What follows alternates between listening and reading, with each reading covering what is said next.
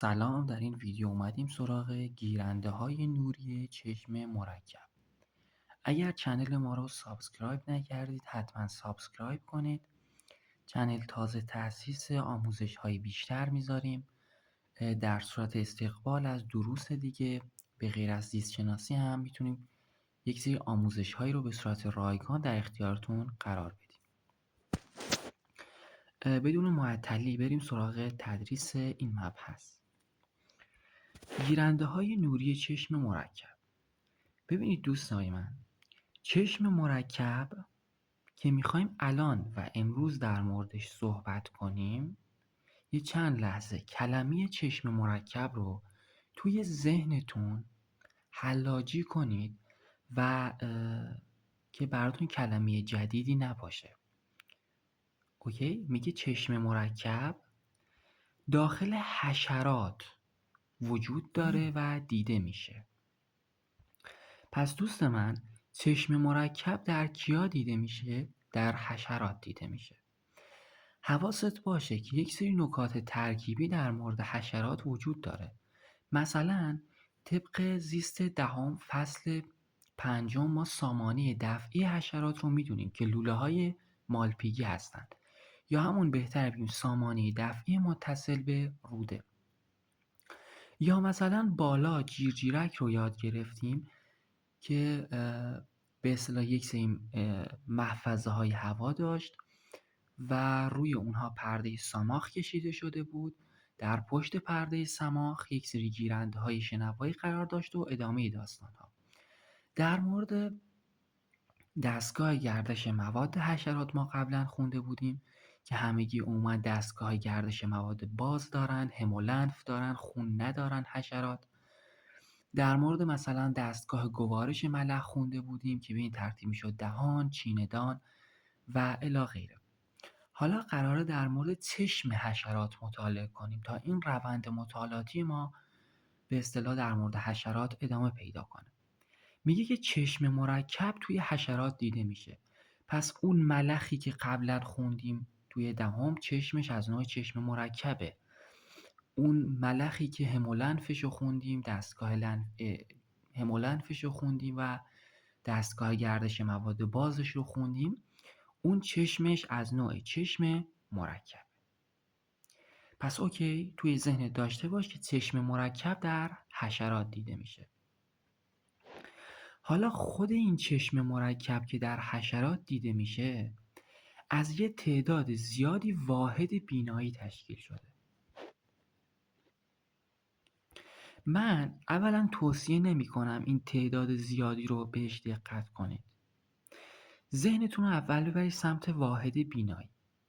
همین که بدونید که خود چشم مرکب از یه تعداد واحد بینایی تشکیل شده. بعد بدونید این تعداد واحد بینایی کم هم نیستن و زیادن. بریم روی شکل ببینیمش. خب همونطور که میبینید یک حشره رو برای ما اینجا نمایش داده و چشم‌های مرکب حشره رو میتونیم ببینیم. این چشم مرکبه، همونطور که اینجا هم اشاره کردیم چشم مرکبه و اومده حالا پوشش چشم مرکب رو این سمت برداشته و یکم میتونیم تصویر چشم مرکب رو واضح تر ببینیم. همونطور که میبینی از یک تعدادی، دقت کنید به این شکل، از یک تعدادی واحد بینایی تشکیل شده. واحدهای بینایی رو میبینید به صورت حالا با یک خطوطی از هم جدا شدن. پس چشم مرکب در کیا وجود داره؟ در حشرات وجود داره. حالا این چشم مرکب که در حشرات وجود داره از یک تعداد زیادی واحد بینایی تشکیل شده. اوکی؟ خب بریم دنبال ادامه داستان و متنمون رو دنبال کنیم. متن در ادامه میاد میگه که هر واحد بینایی دوباره خودش از چه چیزهایی تشکیل شده. میگه که هر واحد بینایی خودش از فلان چیز تشکیل شده. هر واحد بینایی از چیا تشکیل شده؟ از یه دونه قرنیه. اوکی؟ یه دونه قرنیه، یه دونه عدسی و یه تعدادی گیرنده نوری. قرنیه، عدسی و گیرنده نوری توی ذهنتون داشته باشید. حالا بریم این قسمت روی شکل هم مشاهده کنیم. همونطور که قبلا هم توضیح دادیم این حشره است. چشم مرکبش رو میبینیم، از یک تعداد زیادی واحدهای بینایی تشکیل شده. یک واحد بینایی رو اینجا میایم و میکشیم بیرون و به همچین شکلی میرسیم. همونطور که میبینید این واحد بینایی از یک قرنیه تشکیل شده، از یک عدسی تشکیل شده و یک تعداد گیرنده های نوری. یک قرنیه، یک عدسی، اما یک تعداد گیرنده های نوری که اینجا همونطور که میبینید 2 تا گیرنده نوری وجود داره. پس گیرنده های نوری 2 تان، اما عدسی یکیه، قرنیه هم یکیه. یک اشتباهی که بعضی از بچه‌ها و بعضی از دانش آموزها گاهن براشون پیش میاد اینه که ممکنه توی تست مطرح کنه حشرات چشمی با یک قرنیه، یک عدسی و تعداد گیرنده نوری داره و بچه میاد اینجا اینو درست میگیره چون مطالعه‌ای که کرده به تثبیت نرسیده. چشم حشرات یک قرنیه، یک عدسی و یک تعداد سلول گیرنده نوری نداره. اینو اشتباه نکنید. هر واحد بینایی یه قرنیه داره، یه عدسی داره و یه تعداد گیرنده داره. هر واحد بینایی. بعد دوباره چشم خودش از چندین یه تعداد زیادی واحد بینایی تشکیل شده. بنابراین حشرات تعداد خیلی زیادی قرنیه دارن، یه تعداد خیلی زیادی عدسی دارن، یه تعداد زیادی سلول های گیرنده نور دارن. اما اگر گفتن در هر واحد بینایی یک قرنیه است، بله. در هر واحد بینایی یک عدسی است، بله. خب بریم دنبال ادامه داستان، ببینیم چه چیزی رو در ادامه داره. قبل از اون یک جمع‌بندی کنیم دوباره. پس چشم مرکب در چه جاندارانه دیده میشد؟ در حشرات دیده میشد. از یه تعداد زیادی واحد بینایی تشکیل شده بود. هر واحد بینایی، دقت کن، هر چشم نه ها، هر واحد بینایی از یه قرنیه، یه عدسی و یه تعداد گیرنده های نوری تشکیل شده بود. خب میریم سراغ خط بعدی. میگه هر کدوم از این واحدهای بینایی که همین الان صحبت کردیم، یک قرنیه، یک عدسی و یه تعدادی هم گیرنده داره، میگه هر کدوم از این واحدها، هر کدوم از اینها خب چیکار میکنه؟ یه تصویر کوچیکی رو از بخشی از میدان بینایی ایجاد میکنه. شاید وقتی من این جمله کتاب رو میخونم درک خیلی خوبی از این موضوع پیدا نکنید، اما اجازه بده با یک رسم شکل براتون توضیح بدم. حالا یه جایی پیدا کنیم. مثلا تصور کنید تصویری که اون حشره قراره ببینه اینه. تصویری که اون حشره قراره ببینه این لکه زرده. اوکی؟ حالا میگه که هر واحد بینایی، هر یه دونه از اینا، هر واحد بینایی، هر یه دونه از اینا چی میشه؟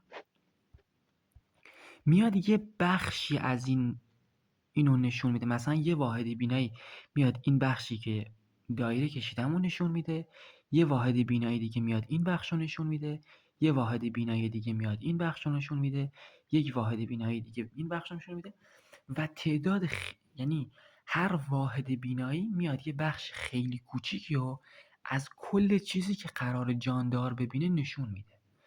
بعد این تصویرهای کوچیک که هر واحد بینایی تولید میکنه در کنار هم قرار میگیرن و یک تصویر یک پارچه‌ای رو ایجاد میکنن. اوکی؟ پس فهمیدی؟ حالا که فهمیدی بریم دوباره خط کتاب رو یک بار دیگه بخونیم. میگه هر کدوم از این واحدها میان یه تصویر کوچیکی از بخشی از میدان بینایی. ببین میدان بینایی منظورش اون چیزی که جاندار قراره ببینه، بهش میگن میدان بینایی. خب بعد میگه که دستگاه عصبی جانور میاد این اطلاعات رو یک پارچه میکنه و یه تصویر موزاییکی ایجاد میکنه. بله دیگه، توی همون شکلی که خودمون هم رسم کردیم دیدیم یه حالت تیکه تیکی، حالت موزاییکی میشد. مثلا اینجا رو ببینید، اینجا اومده یک پروانه‌ای رو نشون داده در سمت راست شکل این صورت. گفته اگر انسان این پروانه رو ببینه به چه شکل میبینش؟ در سمت چپش گفته که اگر یک حشره این پروانه رو ببینه به چه شکل میبینش. همونطور که میبینید در تصویری که انسان میبینه به صورت غیر موزاییکیه، اما تصویری که حشره میبینه کاملا موزاییکیه و هر کدوم از این موزاییک ها رو دیگه میدونید یک واحد بینایی نمایش میده، یعنی ایجاد میکنه و و پس حالا یک جمع‌بندی انجام میدیم. پس چشم مرکب در حشرات دیده میشد، حواسم هست یک سری نکات ترکیبی میتونه از فصلهای دیگه با حشرات بیاره و ترکیب کنه با این و خود این چشم مرکب از یه تعداد خیلی زیادی واحد بینایی تشکیل شده. هر واحد بینایی خودش از یه دونه عدسی، یه دونه قرنیه و یه تعداد گیرنده تشکیل شده. هر کدوم از این واحدهای بینایی می اومدن یک تصویر کوچکی از میدان بینایی رو ایجاد میکردن، کل میدان بینایی رو ایجاد نمیکردن. و در ادامه تصویر پروانه رو میتونید به یاد بیارید که اگر انسان ببینش به صورت غیر موزاییکیه و اگر حشره ببینه به صورت موزاییکیه. بریم ادامه داستان. میگه که گیرنده های نوری بعضی از حشره ها، ببین نگفته که گیرنده نوری هر حشره‌ای. مثلا تو الزاما مورچه دیدی مثلا نمیتونی بگی این حشره است مثلا گیرنده نوریش فلان. خب هر حشره‌ای نه ها، بعضی از حشره ها مثل زنبور، بعضی از حشره ها مثل زنبور میتونن پرتوهای فرابنفش رو هم دریافت کنن. پرتو فرابنفش چیه؟ یوویه. میگه که این گیرنده این کجاست؟ یه هایلایتش کنم با رنگ آبی. این گیرنده میگه این گیرنده ها تو بعضی از حشرات میتونن پرتوهای یووی یا پرتوهای فرابنفش رو هم دریافت کنن. آیا هر حشره‌ای میتونه پرتو یووی دریافت کنه؟ نه، بعضی از حشرات میتونن. اما آیا هر حشره‌ای چشم مرکب داره؟ نمیدونیم، کتاب اشاره‌ای نکرده و کتاب فقط گفته در حشرات دیده میشه و حالا ما نمیتونیم با قطعیت طبق کتابمون اظهار نظر کنیم. یه جمع‌بندی خیلی کوچیک از چشم مرکب ارائه میدم. بنابراین چشم مرکب در حشرات دیده میشد و خودش از یه تعداد خیلی زیادی واحد بینایی تشکیل شده بود. هر واحد بینایی خودش از یه قرنیه، یه دونه عدسی و یه تعداد گیرنده نوری تشکیل شده بود و نکته یادمونه که گیرنده های نوری داخل بعضی از حشرات میتونستن پرتوهای یووی رو هم دریافت کنن، اما گیرنده های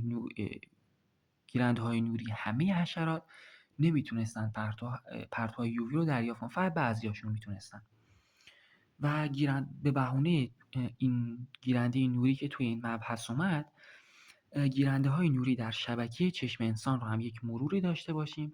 در شبکه انسان یادمون گفتیم یک سری سلول های عصبی وجود داره که آکسون اون سلول های عصبی میومد نورون بینایی رو تشکیل میداد و یک سری گیرنده های نوری وجود داره که گیرنده های نوریش دو نوع بودن، یا گیرنده های نوری استوانه‌ای بودن یا گیرنده های نوری مخروطی بودن. گیرنده های نوری استوانه‌ای مقدار ماده حساس به نور بیشتری داشتن نسبت به گیرنده های نوری مخروطی، بنابراین حتی در نور کم هم تحریک می شدن، اما گیرنده های مخروطی صرفا در نور زیاد تحریک می شدن. گیرنده های مخروطی باعث می شدن که ما رنگی ببینیم تصویر رو و گیرنده های استوانه‌ای به دید سیاه و سفید کمک می کردن. بنابراین مثلا این تصویر پروانه رو که در سمت راست داریم می بینیم به این دلیل که تصویر پروانه کاملا رنگیه، پس چشم انسان از گیرندهای مخروطی استفاده کرد و از طرف گیرندهای مخروطی در نور زیاد فعالیت میکنن. بنابراین تصویر سمت راست رو میتونیم بگیم توسط گیرندهای مخروطی و در نور زیاد میبینه چشم انسان.